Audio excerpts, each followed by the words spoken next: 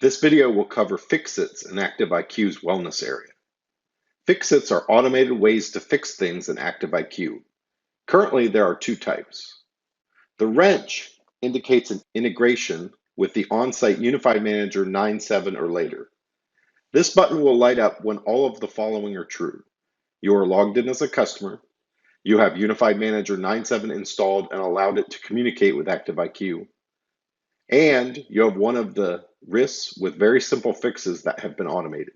If so, the wrench will become clickable and it will take you to the right page within the local instance of Unified Manager that allows you to do a one-click fix. The other type of fix-it is the A shown here. That represents Ansible, an open source enterprise level automation technology which is very common. NetApp creates custom Ansible playbooks for you to download and then play in your environment to fix disk and shelf firmware issues. The playbook includes the capability to fix all of the firmware on all of the different controllers in your environment. Click the A and then click Download to start the process and receive the playbook.